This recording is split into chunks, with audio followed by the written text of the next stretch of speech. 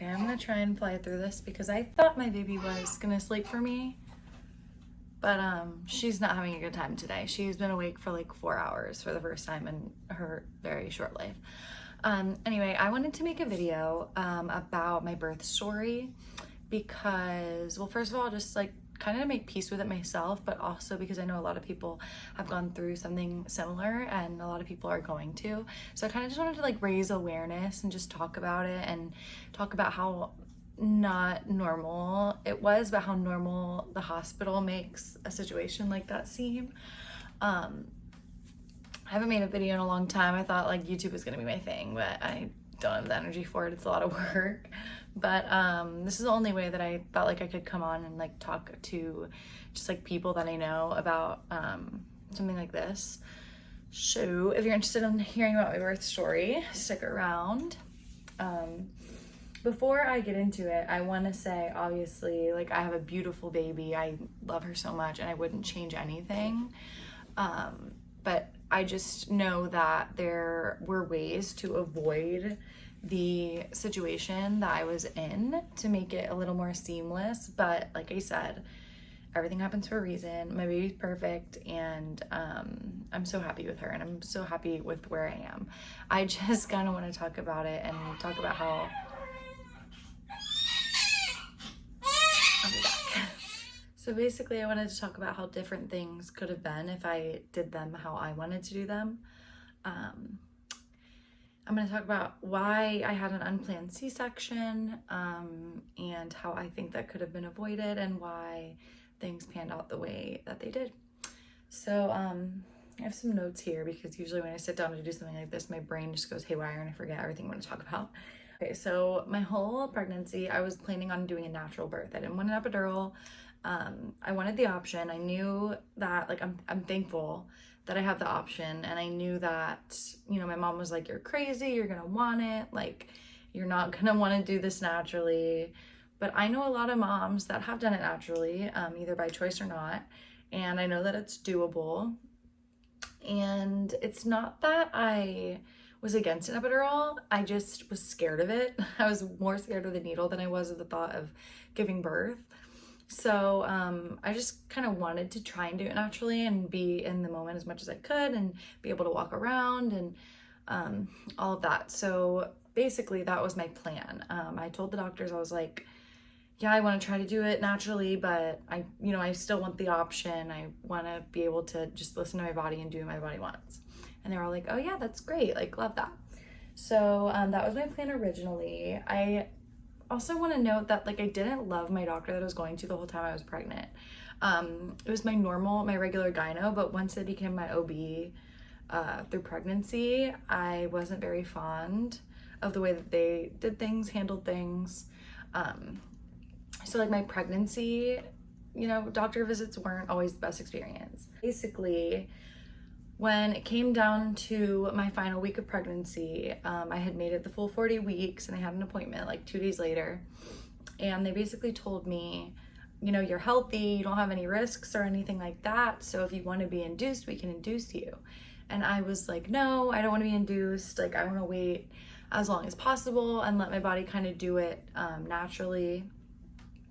And they were like, okay, like we'll wait it out. And then they scheduled me for an ultrasound to make sure that everything was okay, my fluids were okay, and the growth was still fine, and an NST. So I had those scheduled. I went to the ultrasound and they told me that my baby was measuring at 8 pounds, 12 ounces. And they were saying like, this is a massive baby. So my next appointment with just my regular OB, I was still pregnant. I think it was 5 days. Yeah, 5 days past 40 weeks. She's like, okay, you have a massive baby. Like, we need to get this baby delivered because if she stays in you for any longer, she's just gonna get bigger and blah, blah, blah. So they're scaring me, telling me I have this massive baby on my hands, and that it's only gonna get bigger. And they made it sound like it was one of the biggest babies they'd ever seen. 8 pounds, 12 ounces is not that big. People deliver vaginal babies at 11 pounds sometimes. Like, it's not that big, first of all. So since my baby was so big and they just needed to get it delivered, she scheduled me an induction for that weekend. So this was on a Friday. She's like, I'm gonna try and get you in this weekend. It could be tonight, so just be prepared. And at that point, I was obviously just like sick and tired of being pregnant. I was very excited, like I wanted my baby out, and I also had my sister's wedding coming up that I was a maid of honor in. So my sister's wedding was in like 10 days from this point, and I needed to fit into my maid of honor dress. So I was like, this baby needs to come out now. And they were telling me that I was only a centimeter dilated, which they also made sound scary, but isn't, because like once your body naturally goes into labor, you can go from 1 to 10 very fast. So like that wasn't a problem. My body just wasn't in labor yet, active labor yet. And people go, let me just say, people go past their due date all the time. It's literally just an estimation. I know plenty of people that have gone 41 weeks plus. So like that shouldn't be something that's scary. So anyways, I was past my due date. I was ready to get the baby out, and I had the wedding coming up. So I wanted like as much time between having the baby and having to travel with the baby as I possibly could get. So I agreed. I was like, okay, fine. Like, you guys are scaring me, telling me I have this monster baby, telling me that I need to get it delivered, and you are recommending an induction, and you're my doctor. So, okay. Like, I waited it out, and now you're making me feel like I shouldn't wait any longer. So we went ahead with it. They scheduled it for that night. I was so excited when they told me we get to go to the hospital that night. So we get all ready and we go to the hospital at 8 p.m. So overnight, they do this cervix ripening thing to soften my cervix to hopefully start labor.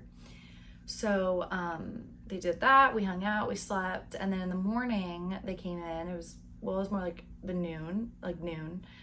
They came in and they checked me, and they said that my cervix was super soft. The baby's head was really low, which they told me every time, like even at the doctor. She was like, this baby's head is so low, you're just not dilating, da da da da da. So the baby's head was really low, and she said that my bag of water was bulging. So basically she's like, okay, like it seems like it's go time, let's get the Pitocin going. So the plan was cervix ripening. If that didn't work, they were gonna use like a stronger cervix ripening, which I guess was a pill, and then they would go to Pitocin last step. We skipped the second step because the first cervical ripening worked. So they went right to Pitocin. So they started the Pitocin, and I was immediately having contractions. Like, they got really quick, really fast. Within the hour, I was having contractions 1 minute apart, super intense. But every time they would come in, they'd be like, oh, you're not dilating still. Like, one of the doctors came in and said I was 3 to 4, and then the head nurse came in and was like, I don't know who said you were 3 to 4, but you're only 2 to 3, blah, blah, blah. So basically I didn't get over 3, I guess, over 3 centimeters, and I was having back-to-back contractions. Eventually they started coming in and telling me that my baby's heart rate was dropping, and she wasn't handling the Pitocin well, and my contractions were so close together that they were stressing her out, so they stopped the Pitocin. After they stopped the Pitocin, I was still having contractions, just not as crazy and close together.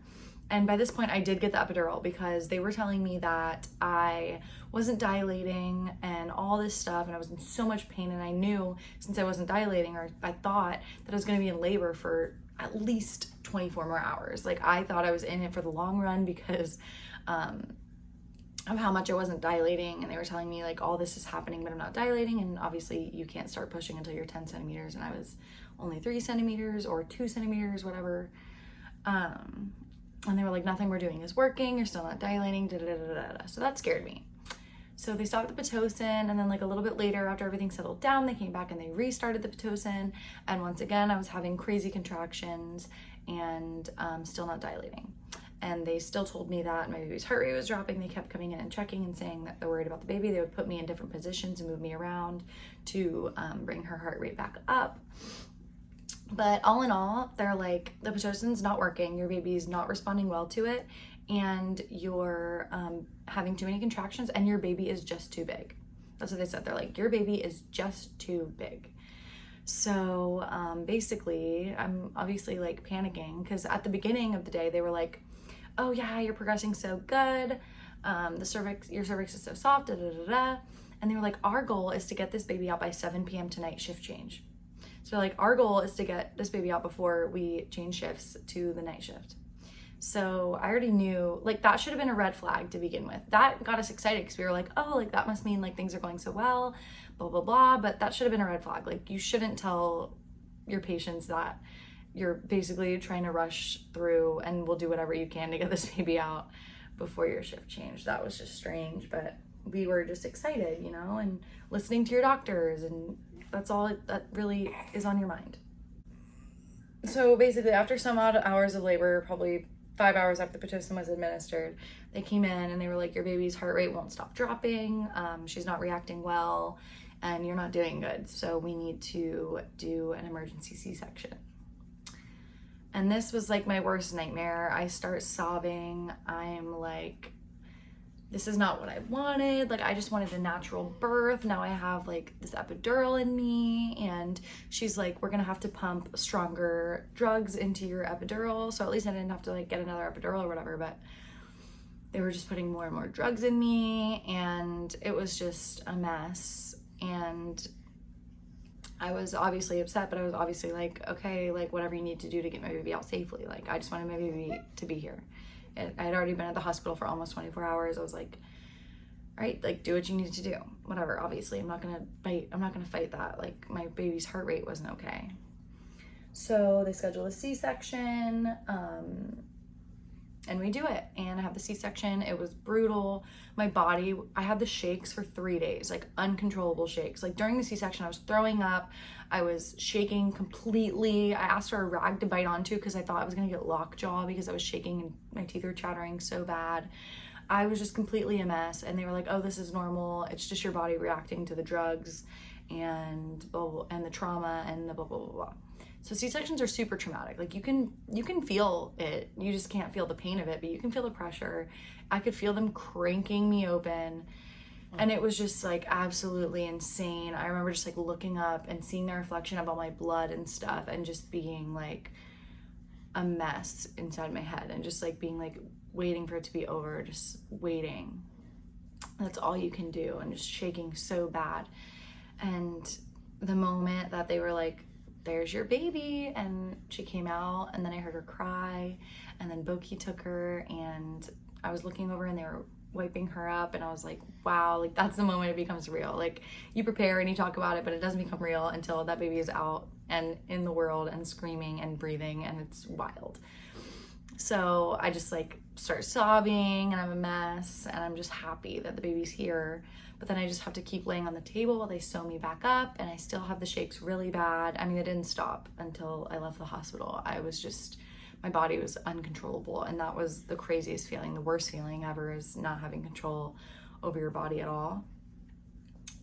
So yeah, whatever, the C-section happens. After the C-section, I'm on morphine. I can hardly hold my head up, and that's when you start panicking, like, how am I gonna take care of my baby like this? Like, blah, blah, blah, I just need to sleep. I'm not gonna be able to sleep. Like, it's just a crazy rush of feeling and emotion that I'm sure you have even if you don't have the surgery. I'm sure it's crazy either way.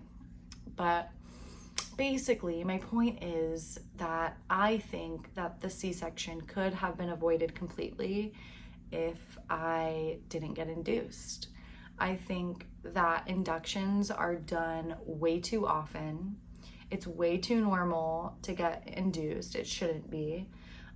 So many people have inductions just because they don't want to wait, or their doctor recommends it because they don't want to wait, or whatever the case may be. Labor is rushed. Labor is over medicalized. And I think if I would have waited a few days, like they said, the head was super low. My cervix ripened overnight completely. I think if I would have waited and just let my body naturally gone into labor, it would have gone into labor in a few days. I wouldn't have had to be induced. My baby wouldn't have been given Pitocin. And the studies show that the people who are given Pitocin are more likely to go into emergency C-section, because that's just, it often doesn't work, and it often stresses the baby out or your body out. So basically, I remember the doctor saying to me too, I was like, oh, I wanted to do it naturally, like, you know, like, didn't happen. And she's like, yeah, it's not really a fair fight with Pitocin, because Pitocin makes labor just so intense. And I just thought that was funny. I'm just like, whatever. So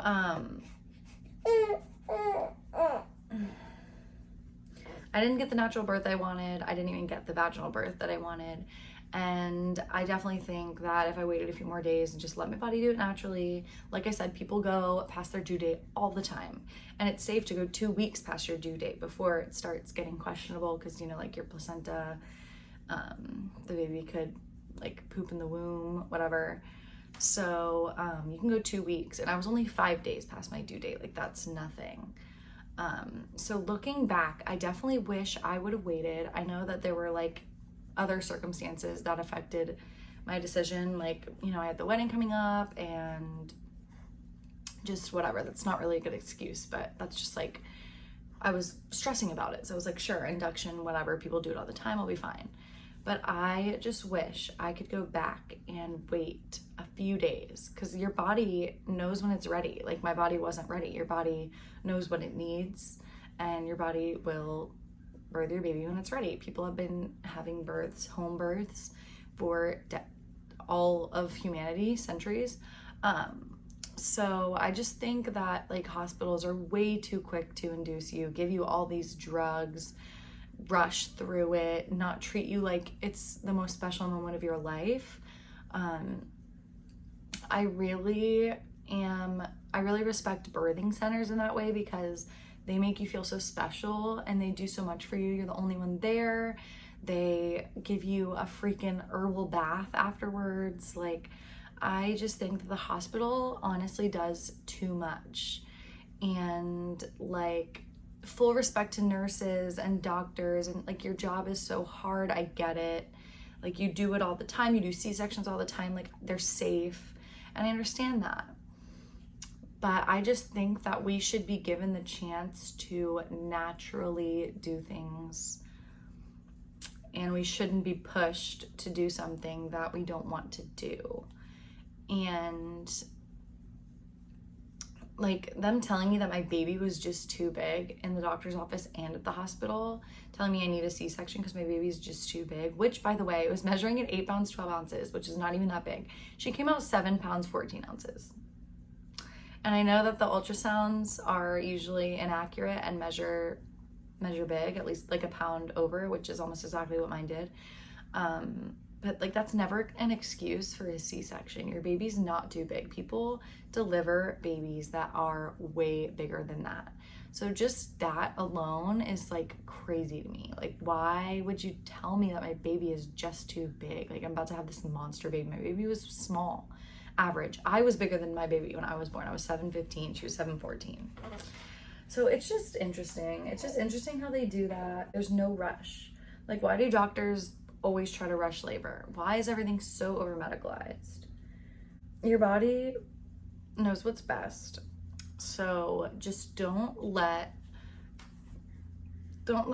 anyone influence you and your birth. No doctors, no nurses, no midwives, no one. Do what you want, and they are there to support you and to help you and to do it. And you are the driver of the car. I wish I would have, not even that I wish I would have stood up for myself more, because once I was in the hospital, there was nothing I could do except just do what they recommend because my baby was not safe. But before then, I should have had it in my mind, okay, 2 weeks before I decided to do an induction. And stood stronger in my drive to do it naturally. And they said that I may be able to do it vaginally in the future. If I wait 18 months, there shouldn't be an issue with that. I shouldn't have to have a C-section for all my babies, which is good news. And in the future, I'm going to let it happen how my body thinks is the right way to let it happen. And I'm not going to interfere. Like, so many interferences lead to situations like this all the time. So this is just a message to all my other moms out there. Stand up for yourself. You know what your body needs. Your body will tell you what it needs. Don't get induced unless absolutely necessary. And it's only necessary if your baby is in danger and you need to get her out now, or if you are over 2 weeks past your due date, because that's when things can get dangerous. But just don't get induced. Say no. Because if you do it naturally, it's going to be a much more magical vaginal birth. I was planning music. I was planning the whole birth, like essential oils diffusing. Like I wanted to breathe through my contractions, like make it such like a magical, holistic journey. And it just wasn't that at all. And that's because I let them push me into an induction that wasn't medically necessary. So yeah, that's my birth story. But I mean, on the right side, I have this little magic bean that does not want to sleep. Oh, I'm sorry, is that bright? She does not want to sleep today. She is just like been up. She's been cluster feeding. She's just not having a good time today. So I decided to hold her so that I could do this video, and at least she let me do that.